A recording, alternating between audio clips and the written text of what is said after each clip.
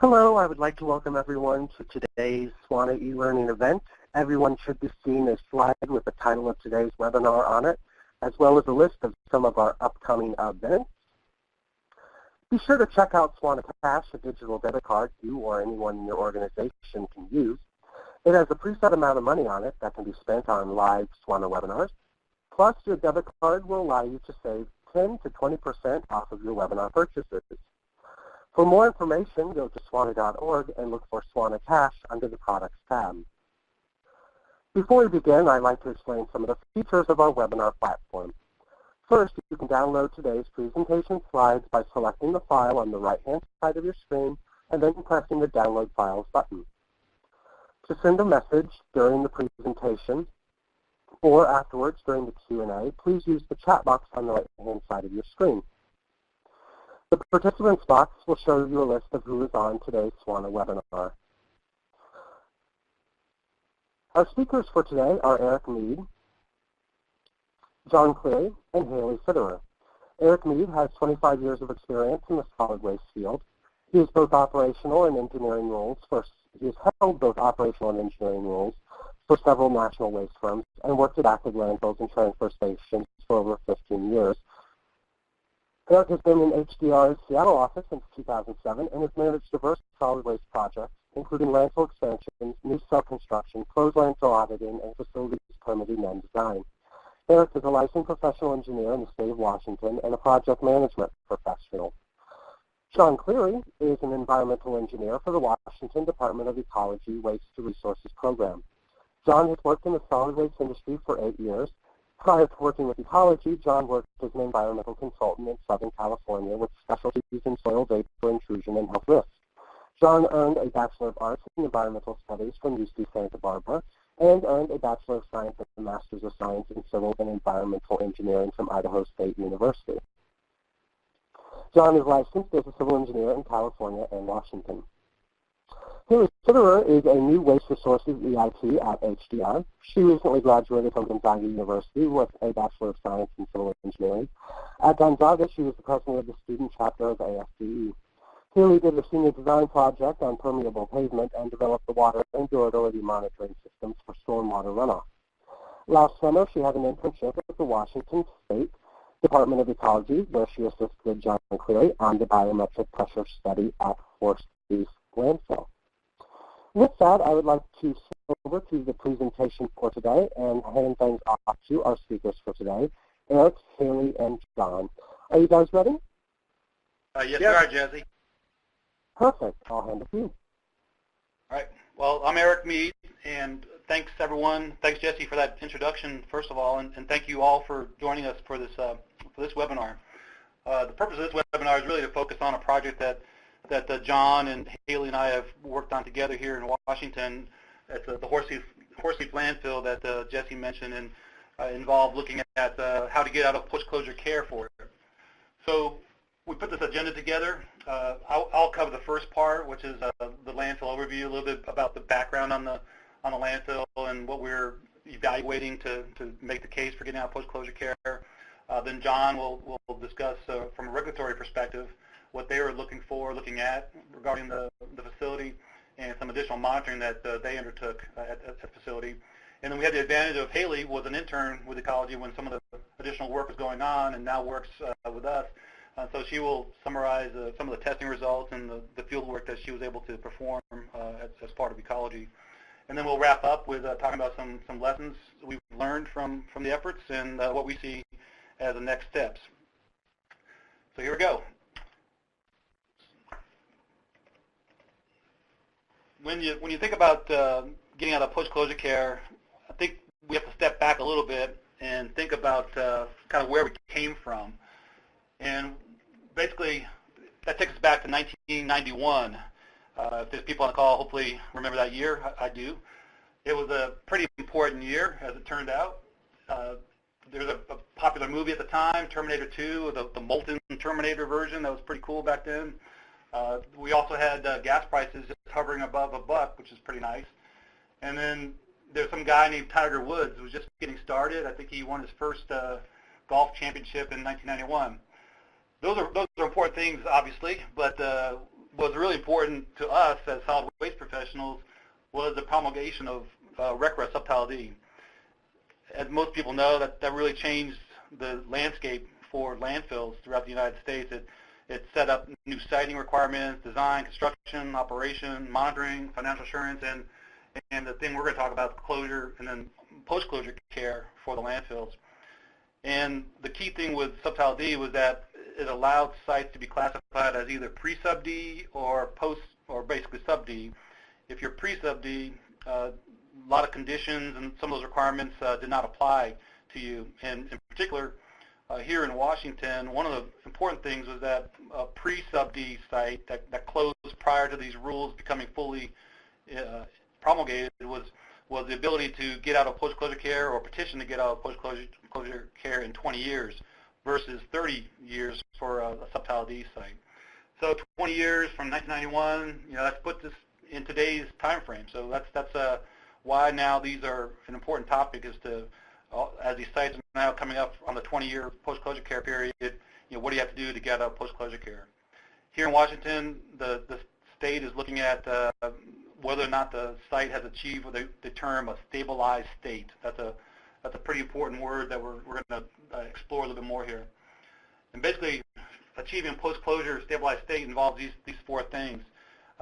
Settlement, and there it's looking at the cover integrity. Is it still intact? Is it still doing what it was originally intended to do?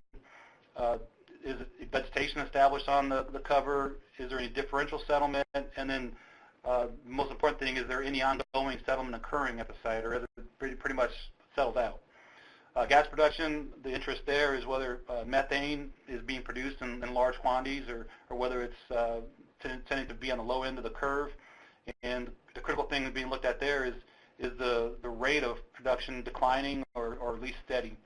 Leachate generation, if you have that at your site, the idea there is to look at whether volumes are steady as well or declining, and then whether or not the mass flow rates for some of the analytes you test for are declining as well.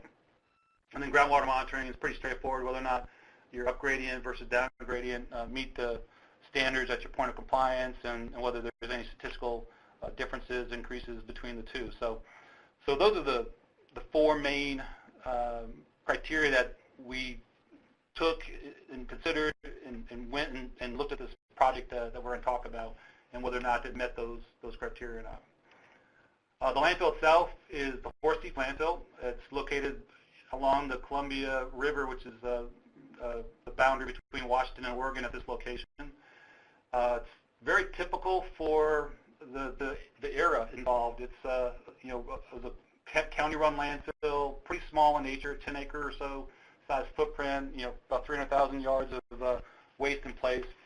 And one of the important things that we discovered was that it has a fairly large, or we believe it has a pretty large portion of organics. So that's pretty important when you think about the fact that it's a pretty significant factor in whether or not settlement's going to occur, gas production is going to occur. And so that's something that we discovered during the project. It is in east of the Cascades here in Washington, so it's in the more arid part of the state that gets about 14 inches or less of annual precipitation. So it's a pretty dry environment. And the last item on here is the fact that it's what's referred to as a 304 site. Those are the pre-Subtitle D regulations that govern landfills in this case. This is a photo from the landfill looking back towards the Columbia River, so you can get an idea of the location. It's very, very remote. There's no neighbors to speak of within several miles of the site, so not a lot of concerns as far as neighbors being close by. Some more like engineering-related data for the site. This is the aerial of the site. It was an unlined site, very, again, typical for this vintage of a landfill. No leachate collection or removal system either. Then it does have a passive landfill gas system beneath the final cover system. But as with a lot of things at that time, there wasn't a whole lot of closure documentation done for the project. There was closure plans put together, but not a lot of as-built to go by. And there was no baseline survey after it was completed in terms of establishing baseline points that could be used for survey comparison. It does have a composite funnel cover system. We'll get to it in a second, but this shows you kind of the major areas of the landfill. The green area is basically the limits of the footprint. There's a very small kind of top deck area there, and then it has 3-to-1 side slopes going off from the top deck. It does have an on-site pond that basically captures runoff and allows runoff to be infiltrated on the site. And then the last thing I'll show here is just the detail for the funnel cover system. It was a total of about 30 inches in thickness and included the 4 components you see here. Basically from the bottom up, it had a 6-inch sandy gravel layer placed on top of the waste, followed by a geomembrane, then 18 inches of a 10 to the minus 6 centimeter per second material, and then finally a topsoil that was then had hydroseeding done on top of it. And so this is most of the background information we had on site. There were some closure design drawings I think I mentioned, but with this information plus the criteria we talked about earlier, we set out to determine whether this can meet the requirements of a stabilized state. So one of the things early on was, looking at the settlement assessment. There were no baseline points we mentioned earlier. So the criteria Ecology has is to do at least one baseline point per 20,000 square feet. So in our case, that was about 23 points in total that were established for a baseline survey. And there we put basically a metal hub in place, no more than 4 inches in length, and they were turned out to be about 100-foot spacing then is what the 20,000 square foot criteria required. So in the course of doing we followed up with 2 verification surveys after establishing the survey points. And during the course of those surveys, we also inspected for any evidence of differential settlement and eroded areas and the stress vegetation to determine the integrity of the cap during that work. We also did some efforts in terms of gas production. This drawing shows the passive gas system in a little bit more detail. It is below the cover system. It is all connected together. There are 4 passive gas vents shown here. PGV1, that's at the very highest point on the landfill. PG4 and 3 are at the much lower points at the landfill. And they're all connected with this like a 6-inch pipe within a trench. This shows what each vent detail looked like. Pretty typical 6-inch pipe going up through the geomembrane with a geomembrane boot to get through the cover. So the survey work we did in terms of gas evaluation included a couple things. One was a surface emission test. We went through basically a grid pattern across the site, just sniffing the ground with a FID to look for any fugitive emissions. We also did sampling at each of the gas vents to measure methane concentrations, and then we also grabbed samples from the passive gas vents and sent those off for laboratory review as part of a 5-year source testing effort. The table we show here compares the results basically from 3 years into the closure to 19 years into the closure. So there's still gas being produced as one might expect. Concentrations have come down quite a bit, but they are still above the lower explosive limits, LEL, at a couple of locations at least on the site. So that is something that Ecology was particularly interested in. In terms of the 5-year source testing, here are some of the parameters that were sampled for that compared over the course of time. Ecology is really looking at this de minimis category, comparing results to that in terms of whether or not there's an issue to be concerned about. So this shows from 1997 through 2013, a couple of parameters. I guess one of the main things to note on this is that there is a very low flow rate coming out of the vents, and so we actually were unable initially to get any reasonable estimate of the flow rate.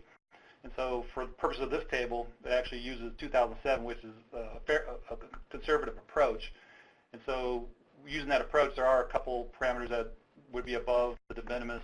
Vinyl chloride we show here is above it, as well as the benzene is above it. But later on, we did additional flow rates, and that's what John will talk about in a little bit, that further demonstrate that maybe it's not an issue in terms of those mass flow rates. So here's what, over time, what the methane mass flow rate looked like at the site. And again, the 110 in the year 2013 was based on that 2007 flow rate. But this in our estimation was meeting the intent of ecology guidelines, that there was certainly a decrease in the methane flow rate and it's below what was expected for the site. The LandGEM model expected 268 tons per year, and we're well below that. And again, with a much higher flow rate being used in the calculation than really what's happening at the site. So we took information on the settlement assessment, the gas work that we had done, and then we had groundwater information for the site that was summarized as well. Put it all into this culmination of a post-closure determination report with a few things that we identified. You know, there was good final cover. We couldn't detect any measurable settlement. And granted, the regulations actually require about a 2-year period for those verification surveys, and ours was done over a much shorter period after some concurrence with ecology. But there wasn't any measurable settlement. Gas production was very low. It was higher than LEL, so we made some suggestions of what could be done to address that at the vents. And then there were no issues in our determination for the groundwater, so we recommended decommissioning of the wells, groundwater monitoring wells. This report was submitted to ecology, the regulatory agencies, about a year ago, and that's where John's going to take over and talk about their review of this and then also additional work that they did. Go ahead, John. Hello, I'm John Cleary, and I work for the Department of Ecology. I wanted to point out that ecology provides technical advice to health departments, and the health departments actually, they're the regulator. They regulate the landfills. So I provide technical review of all submittals. And I was looking at the list of landfills across the state, and in my regions I expect about 20 landfills to request ending post-closure care in the next 18 months. Those should be hitting my desk, and I don't have a very big desk, so I hope that you guys can gain something from this talk. But I'm mostly going to be talking about Washington codes, and I hope you could find applicability to your state. So let's get to the next slide. Applicable regulations. These are like roadmaps for how to get to the end of post-closure care. And the first road that was built was the Washington Administrative Code 173-304. That was became effective back in 1985. And then the current standard is WAC 173-351, which became effective in 94. Notice that 304 became effective 15 years after they started filling Horsethief landfill. So 304, the original standard, says that 20 years of post-closure care monitoring is required, but it's not a maximum. We're looking for stability, which is a vague term, and was further defined as little or no gas production, settlement, leachate generation. Little or no is still a little vague. So what ecology did is we prepared this document that you see over here on the left a couple of years ago to try to give facilities a better idea of what we're looking for. And in that document we said 25% of the lower explosive limit we would consider little. And so that's the LEL. And to get out of post-closure care, you'd have to have a professional engineer stamp a document. So they would have to put their stamp on something saying that they're confident that it's stable. The new standard, the new roadmap 351, is based on risk. So it's different. It allows an environmental covenant which says that you will keep the landfill elements intact to perform as designed. And so that's the new standard. we estimate that there are about 60 landfills that were closed under WAC 304 across the state. And to show that you've reached a stable state, you have to have 8 sampling events for groundwater and landfill gas. Now, one last thing is that 304 does allow a variance, and I'll get into that more later. So let's get to the next slide. Just a quick overview here that landfill gas comes from organics. It may also come from volatile chemicals that were disposed of in the landfill, but most of what we measure with a field instrument is landfill gas in terms of an almost equal balance of methane and CO2. And you can see all the organics in the upper slide there.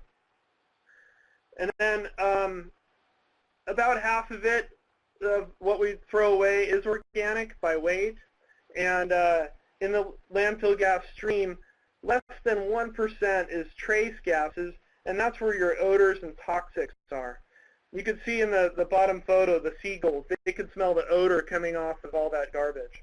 And in particular, out of the toxics, vinyl chloride seems to be a real stickler, a real thing that we need to pay attention to when we want to end post-closure care.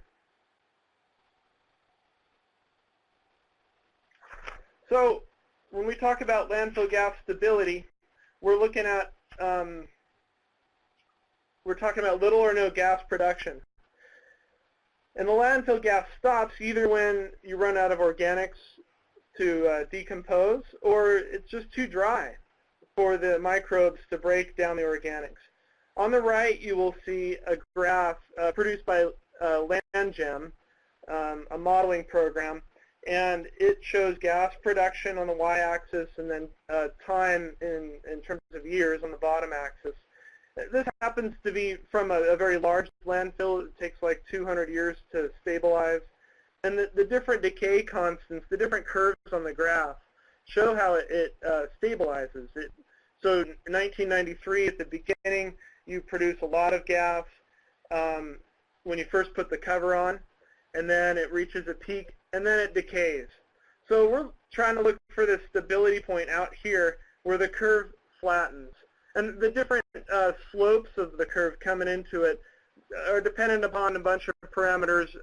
Where the landfill is sited, is it a humid environment, a wet environment, or is it dry and arid? Most of the landfills in my regions are arid, and that's east of the Cascades here in eastern Washington. And so they take a long time to degrade because they're so dry. So ending post-closure care.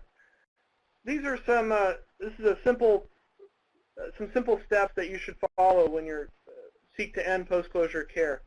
Follow your approved post-closure care plan. That seems silly, but a lot of facilities, they come up with these great ideas when they close and how they're going to do it, but they might miss a couple years of collecting data.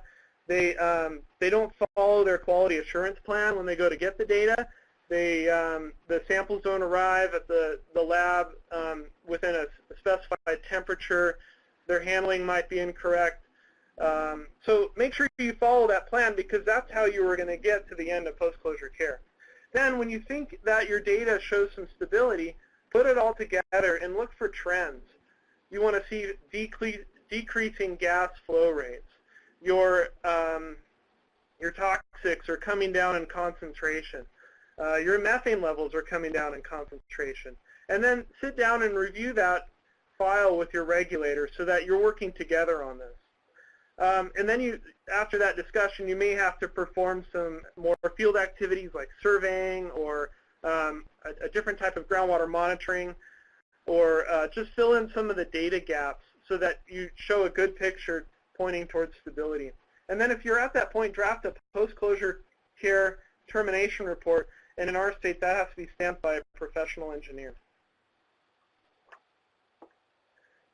So getting back to Horseheath Landfill, Horseheath Landfill is in a unique area.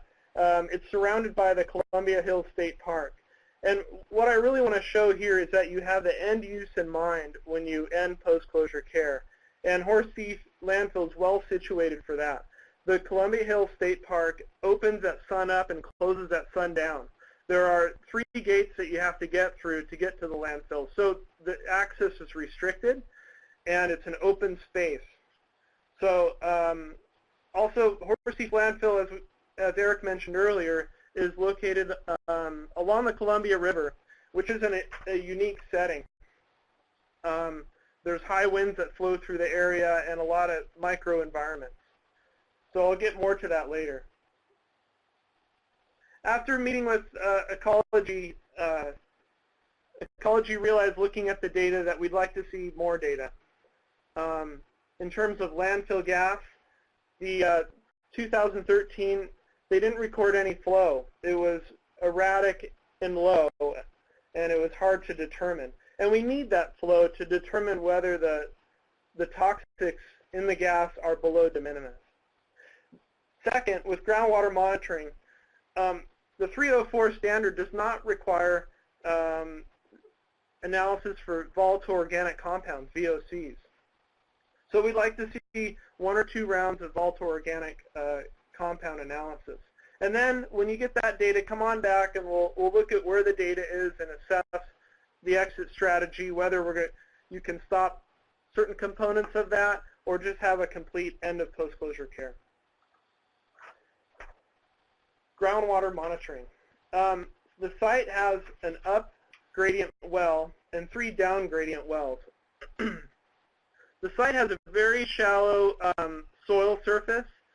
Beneath that is a basalt layer with fractures in it, so we get like these fissured flows of the groundwater. You know, and engineers, we like to think of everything flowing through like a clean medium sand, and everything's homogeneous. But that's not true at Horsethief. You get these flow patterns that might be different. And so I'll show that in the next slide in terms of pH levels. We have data available from 1993 to 2013.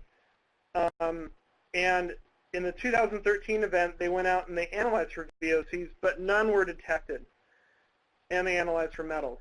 So none detected seems like a slam dunk, but what we have a little bit of concern because there are low VOCs detected in the landfill gas. And in arid environments like eastern Washington, the pathway to groundwater is often by gas flow, not leachate. So there's some skepticism with that. Here's the historical averages for groundwater monitoring results. And you can see here that, as I was pointing out earlier, look at the ranges in pH between these down gradient wells and then this up gradient well. So we have a fractured flow. The manganese is the only one constituent that exceeded the Washington groundwater quality standards. And they're equivalent to the MCLs. It's our threshold at landfill sites.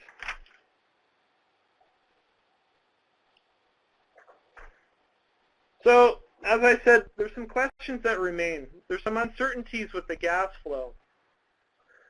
The picture on the right here shows a handheld meter that we use to measure gas flow. It's an anemometer. The operating range for the anemometer is 40 to almost 4,000 feet per minute. The graph below that shows one vent that we looked at for 200 seconds. Flow is shown on the y-axis and then time on the x-axis. And so you can see how we plotted it. Look how erratic the flow is. We have these peaks up here towards the top, but you can see that the majority of the flow is below 40 feet per minute.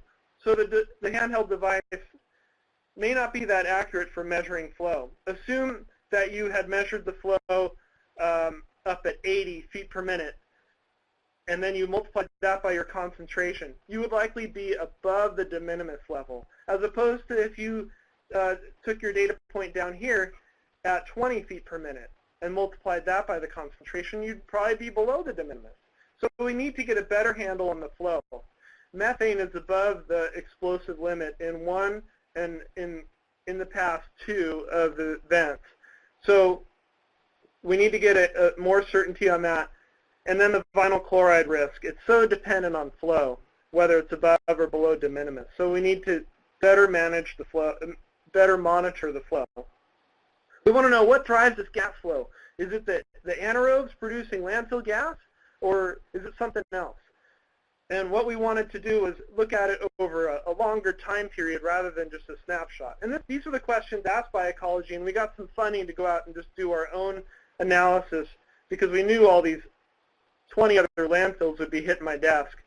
So we recorded temperature and pressure for 30 days. Temperature is important.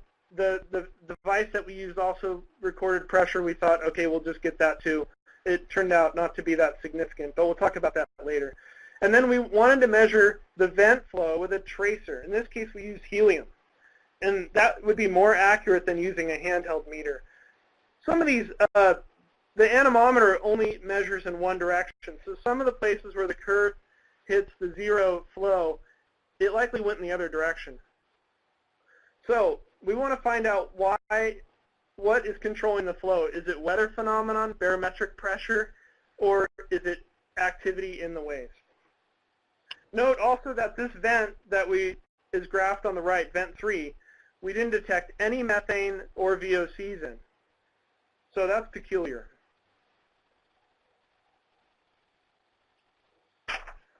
So I'm going to hand it over to Haley here, and she's going to talk about the unique tests we did and some of the results we saw. Thanks, John. So like he mentioned, I was a part of a summer internship with Ecology and had the privilege to work with John on this project. We focused on testing horse beef landfill, and as you can imagine from Spokane, we had a lot of long car rides together. So we put this presentation together, and here I am talking about some of the testing procedures. So we had 9 barrow divers, and we placed 2 in each of the 4 vents, as Eric had showed the 4 vents earlier in the presentation. Since we had 9, we also put 1 in a tree to record ambient pressure and temperature. And these barrow divers, they recorded pressure and temperature with a timestamp, and we looked at them for 30 days by suspending them with a cable in each vent. We also hand tested the methane and the flow at the start and end of the 30 days. So one of the issues we're looking at is methane percent, and as we've mentioned previously in the slides, the flow here was erratic.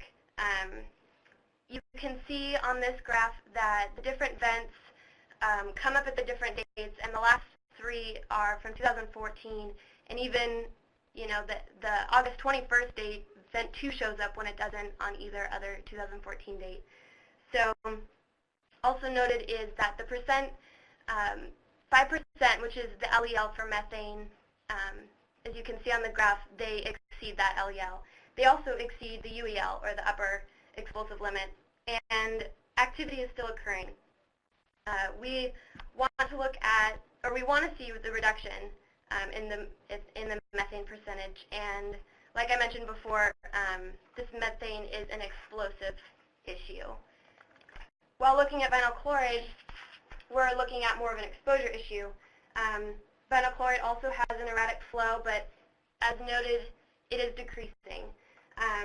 Vinyl chloride is looked at by mass loading, which is in pounds per year.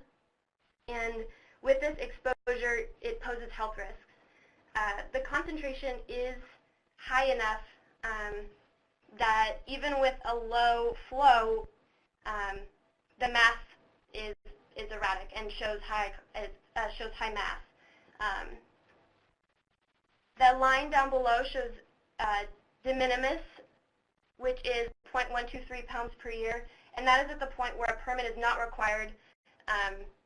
In 2014, it does decrease, but throughout the years, it's showing that erratic flow again, which poses a problem. So, past my time at my internship, October of 2014, John went out and hand tested some of these toxins, and all the results passed de minimis, which is shown in that second column. So the results that he found in that first column were extremely lower than the LandGEM model predicted. And LandGEM uses how much waste goes into the landfill and how many years since it's been closed to predict emission rates for whatever year. And 2015 is the 22nd year that the landfill has been closed. So if you just take the LandGEM model predictions, then your landfill isn't close to closing because they're not close to those de minimis risks or rates. But by going out and just hand testing the results, it's a much more accurate depiction for this arid landfill. So from the 30-day testing that we did, we received graphs for each of the 4 vents. The line above shows the active landfill temperature, and the line below shows the inactive landfill temperature parameters. So as you can see, the temperature and pressure stayed within those parameters, which is great. We decided to test pressure mainly because the barodivers allowed us to test pressure, but not necessarily because we were expecting something.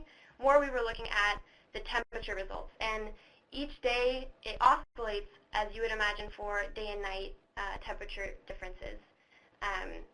The landfill temperature, which is showed in red, also oscillates. And you can see kind of a jump around day 15, which is the halfway point that we went and just double-checked that everything was good within the vents and the barodivers.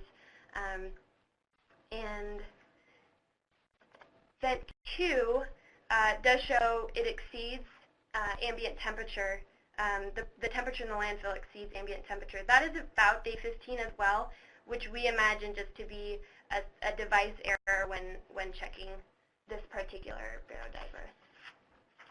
Vent 3, you can see it also oscillates with the temperature as expected and does not exceed any of the ambient temperatures.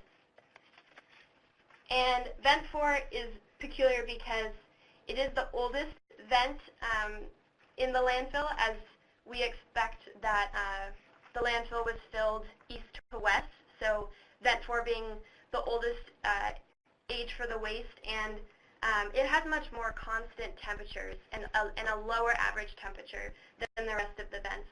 This was also ensured by testing, the hand testing of the methane, which vent 4 proved to be much lower. So finally, just to conclude for the results, vent 2 and 4 had things to know about temperature. Vent 2 had the highest internal temperature, while vent 4 had the lowest, most stable internal temperature, as we just saw. The flows for vent 2 and 3 were variable, and we presume that this is because of the wind gusts. As John mentioned before, it's located along the Columbia River Gorge, which and is exposed. So we presume those wind gusts had something to do with that. Odor, was noted in vent 1, 2, and 3, which again, looking at the site, having it being loaded from east to west proves that maybe that's more of an active area. And the pressure is going to be the same as ambient because the divers tested pressure anyway. We thought we just analyzed that as well. So when looking at the discussion about what's next, all the temperatures were between the parameter of active and inactive. So it is to note that temperature was low and follows ambient. The air that's entering the landfill may end up restarting some of that bacteria, which is where that odor could have come from. And the pressure was not positive, and it followed ambient.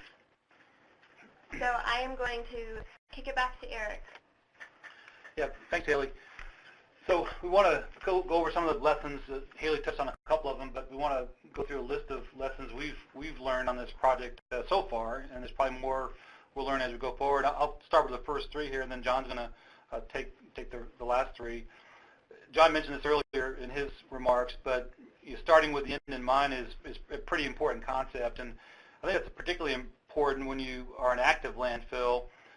You have a good opportunity as you're an active landfill to start setting the stage for that closure period and post-closure period, and how you're going to accomplish efforts towards achieving a stabilized state. those things, achieving a stabilized state, could imply doing surcharging while you're active, trying to maximize your density as you go, placing waste, leachate recirculation, anything you can do during your active life to help accelerate and get the landfill on the path to a stabilized state. When you get to post-closure, it's important that you are doing the regular surveys, so you're establishing that baseline that John had talked about, so that when it comes time for your submittal, you have a good amount of data to submit. And I think another important thing to think about is planning an active end use is not a bad thing necessarily. Where there is some presence on the site, as John mentioned, this site's within a park area, and so there are some eyes on it periodically, and so having some kind of routine access to the site, is a beneficial concept. The second item on here, agreed approach, that's, almost goes without saying probably that you've got to have buy-in from regulators and how you're going to go about demonstrating the post-closure care period has been met. So that certainly can mean some upfront meetings with the regulators and establishing that criteria, that post-closure plan, and adhering to it, as John alluded to as well. And then the last one, the third one I'll talk about is document. Really, I'll emphasize that over and over. For the horse thief case, the amount of information was in a banker's box, essentially, at the site. There was more information at the regulatory agency, but making sure you're getting the documentation completed, and then keeping it in a safe place. Sometimes you have a closed landfill, there's no more facilities out there, so where does all that information go? It's pretty important that you have a designated place where you're keeping all that information, so that when it comes time, you have it available to use. So with that, I'll kick it back over to John to talk about the last three there. Thanks, Eric and Haley. We have a lot of 304 landfills, and the purpose of post-closure care is to look at how are the engineered elements performing? How are the vents performing? Is it affecting the groundwater? What's coming out of the vents? What's in the landfill is going to continue to degrade. We don't like to see, it's not our goal to see landfills monitored to infinity. I talked about that roadmap earlier. In Washington, it's 173.304 Washington Administrative Code. That's a lot of words. But just because you don't have clean groundwater and clean gas does not mean that you're stuck. 304 offers a variance. And so, particular to the Horse Thief landfill, they've got methane coming out of one vent for sure, and on occasion 2 vents. Their flow is erratic. And so what I'm getting at is that they could file for a variance so that they could proceed to end post-closure care like the new standard 173.351. And they can do that by limiting the risk from the explosion risk from methane and toxics. Some of the toxics are below de minimis. They're all below de minimis, but some of them are above what we call our ASIL, and that's a human exposure risk, and just barely above because it's so dependent on flow. So what they would need to do to end post-closure care earlier is design a way to dilute the landfill gas when it comes out of the landfill. And so you can see a picture here of just a suggestion of a vent coming up out of the ground and then going into some sort of a mound, like it could be gravel or compost, to help dissipate those emissions so that if you were to monitor at any point along that mound, it would be below an explosive level or a toxic exposure level. So they would file an environmental covenant to keep that intact. And then Ecology would have direct control to ensure that they follow their environmental covenant. Sorry, I got to get a sip of water here. So one other thing I'd like to point out is that I wish we could do this study, another study, with an analogous vent in the ground out in the background soil, so that we could look at soil temperature as it relates to landfill temperature, because I think temperature could be an indicator of landfill activity. And also the vents are all interconnected, and it's interesting that we saw flow without any methane or toxics. So using the temperature data, I believe that ambient air is flushing in and out of the landfill and may be enhancing or on occasion depressing gas flow. But that's just how it performs, and we got to keep that in mind. So with that, I don't have any further comments, and I'll turn it over to the host. Sure. Thank you all so much for the presentation today. We can open up the floor to any questions or comments that people might have. You can use the chat box, which is in the middle on the right-hand side. That's how all questions and comments should be submitted. We had one during the presentation that came in from Don Olson. He wrote, many wood waste landfills have no gas but cause a redox reaction that will cause long-term manganese and iron locally, but which disappears further down gradient. How would ecology view that if everything else seems stable? I'd have to defer to my hydrogeologist on this question. But I know that this is a municipal solid waste landfill, not strictly wood waste. So we're looking at how it compares with MSW landfills. It'd be interesting. I'd want to look at more information on that. And we have people typing in additional questions, so we'll give time for that. A reminder that a copy of today's recording will be sent out via email to all participants. That should go out either later today or early tomorrow. There will also be a short survey that will appear on your screen automatically whenever today's event has closed out. Please take a few moments to complete that survey for us. It provides us valuable feedback in order to improve your webinar experience.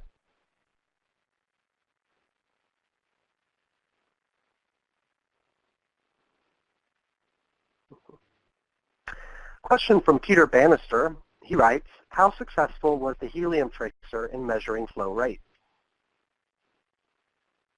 I thought, this is John, I thought it was great. We wouldn't expect helium to come out of a landfill, and so it looked at the performance over the sampling period, which was up to 15 minutes long. And so we used the tracer as an analogous flow. And this is demonstrated for low flow environments such as compost facilities. We use helium tracers to look at flow there. So it's a more accurate method of determining mass flow than, as I showed earlier, the handheld meter.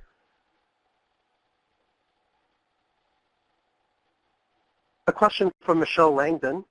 Did you confirm that the passive vents were still intact after all of these years? Could that have been a reason for why certain parameters weren't detected in the emissions? No, we did not confirm underground that they were connected. The landfills appeared intact above grade, and they're certainly they all emit, have some sort of a flow. Eric, do you have any comments on this, or Haley? The only thing I'd add, this is Eric, that just based on the fact that the highest vent location, PG vent number 1, had the highest gas concentration, seemed to indicate to us that things were still intact. Gas was going to that high point. So, but no, we didn't dig down and check boots and confirm that they were still intact. Most of it is below the membrane cover. A question in the chat box from Carol Sawyer. Carol writes, once post-closure care is complete, will there be any additional custodial care required, i.e. mowing, erosion control, or repair? Yes, they'll most likely need an environmental covenant. And so they would have to make sure that stays intact and functions. They would have to make sure that the cover was intact over the landfill, that the elements that were put in place to allow the landfill to stabilize are kept intact. But in general, when you end post-closure care, we assume the fences come down and your landfill is operating in its end use. I hope that answers your question. A question from Howard County, Maryland. And what regulatory issues would be different if the site were west of Cascades and in a higher precipitation environment? Well, it would, the MSW would be wetter, and we would see higher gas production initially, and it would stabilize sooner than an arid landfill. But I think the end issues would be similar. It may not be as erratic as it approaches stability as we're seeing at Horse Thief. You know, and a lot of it depends on the size of the landfill and what was put in it, when it was operating, what regulations were in place at the time. Mostly the focus of this presentation is on these small municipal landfills that, you know, that everyone drove their truck out and dumped, you know, and they don't have liners. So, and the data may not be complete. So west of the Cascades, we see larger landfills. But if you're just focusing on precipitation, high gas production, and then achieving stability sooner. I hope that answers your question.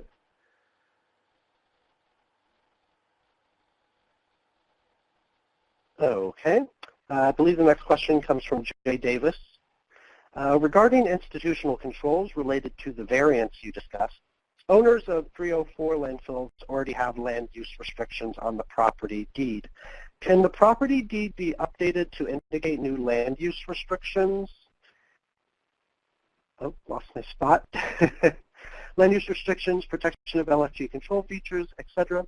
Some clients may not want to develop a second legal document, environmental covenant, which is typically the instrument used by sites in TCP or landfills regulated under 350 or 351. So the question is, would they have to update the land use restriction? If they wanted to update the land use restrictions in the deed, would they have to file a new deed? I believe so. You have to work with ecology to figure out if the new land use would impact what's the aspect of the deed that's the environmental covenant. If it would impact the cover, the vents, or however the gas comes out. So you would need to work with ecology on that.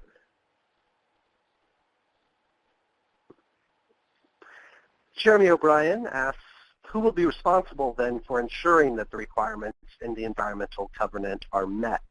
Will the state have a role in providing regulatory oversight of the environmental covenant?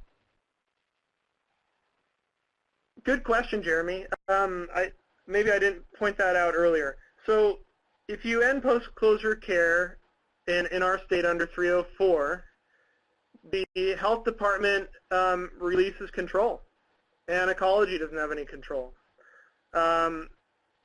But more likely than not, most facilities we see will have to file a variance, get an environmental covenant, and with an environmental covenant, ecology has direct control. So we ensure that the covenant is enforced.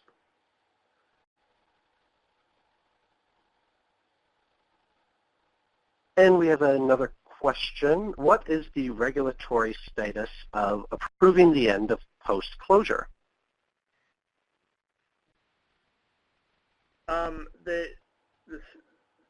The regulatory status, they'd have to show that with data that they meet stability. They would have to get a licensed professional engineer in the state of Washington to review it and put his stamp on it that they are stable. And then the local health authority would have to agree with that. And they would defer to us for technical assistance, but the health authority has ultimate say. And they would approve, or they could disapprove, and they could ask for additional data It could be a particular type like VOC analysis in the groundwater. So the health department has the ultimate control.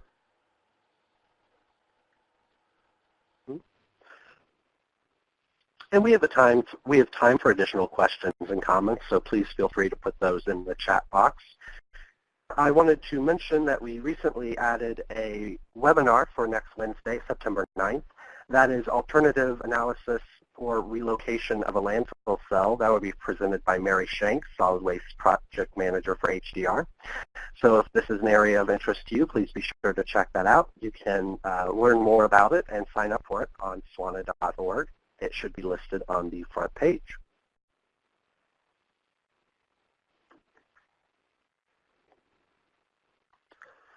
Follow up to the question, during the monitoring of the vents, it looks like a couple had readings over 70%. Any theories on why? Good question. I don't know. The vents are all interconnected. I don't know. That was peculiar. I would expect them to be around 50%, total percent, not just percent of LEL. Eric, do you have any comment on this? I do not know. Yeah, I don't know. If you have any ideas, I'd be anxious to listen to them. Sure. If anyone has a suggestion, feel free to put that in as well. Peter Bannister writes, the manganese exceedance was at the upgradient well. Can you elaborate on the GW protection criteria? Oh, groundwater. Gotcha. Yeah. I would need to defer to our hydrogeologist, but that's the upgradient well is considered background. The well arrangement and depth were approved by ecology. I know that our hydro is not pleased that they're all interconnected and monitoring the same water. And it's a fractured flow regime here going through the basalt, so you get some, we're not sure if we're monitoring the same water that's up gradient and down gradient of the landfill. And it's interesting that there's VOCs in the landfill gas, but none in the groundwater, which is the typical pathway that we see for groundwater impacts in eastern Washington.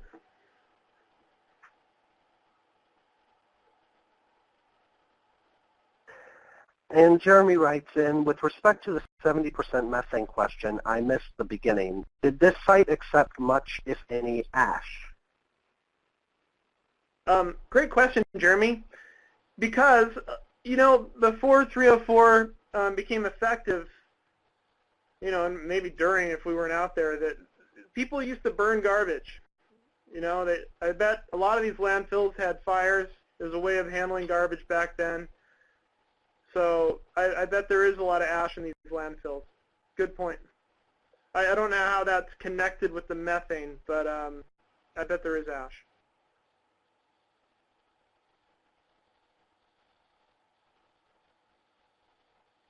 And Jeremy writes, ash can strip the carbon dioxide. There we go. Yeah, it could be. I don't know that there was a lot of ash here or not. There's poor records. And without digging up the landfill, I don't know. But we haven't seen many problems with stability. So there's not a lot of not stability in the surface, the contours of the surface of the landfill breaking down. So it seems to be a uniform settlement. That's what I'm looking for. So that's what I wanted to say. Oh, I see. And Jeremy, increasing.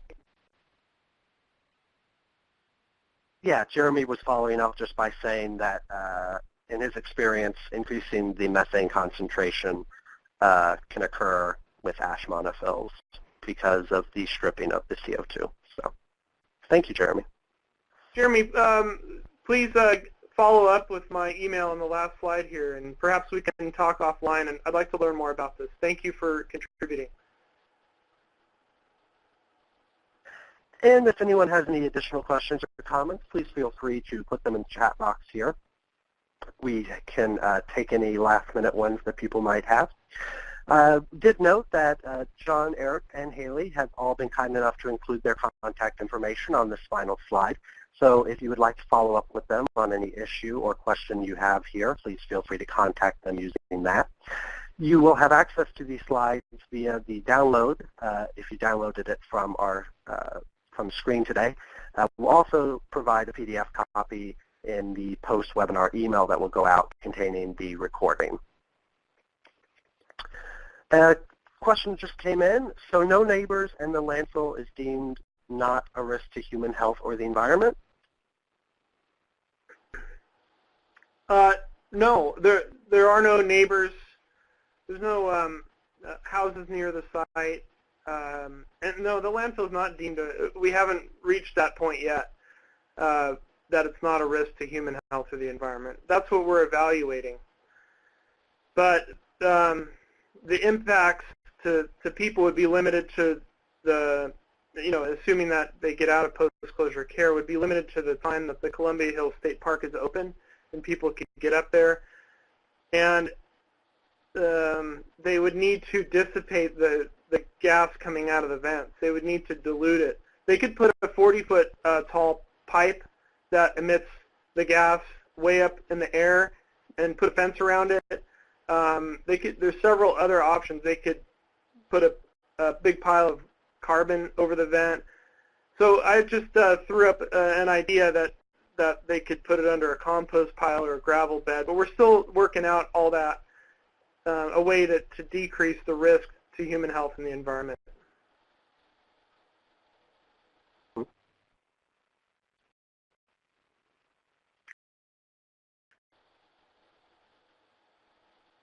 Sure.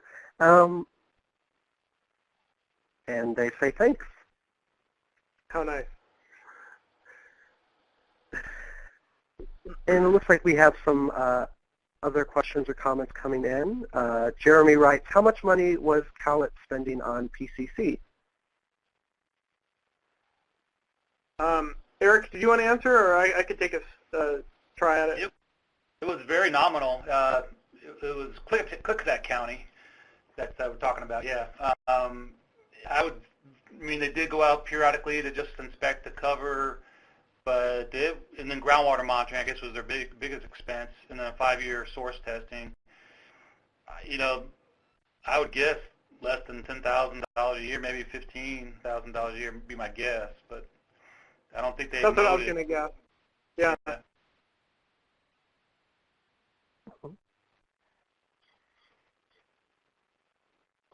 Okay.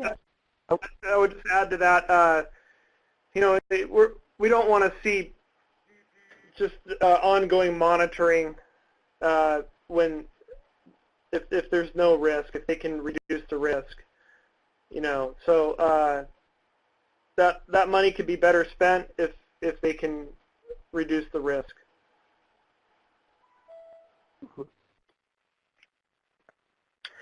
Okay, at the moment, I do not see any further questions or comments coming in. So first of all, I would like to thank everyone who joined us on this webinar today, and thank you all for great questions, comments, and discussion on this webinar today. It made for a great experience for everyone involved. And it looks like we do have someone typing in, so I'll give them a moment, but I will go forward and say I would like to thank also our speakers for today, Eric, Haley, and John.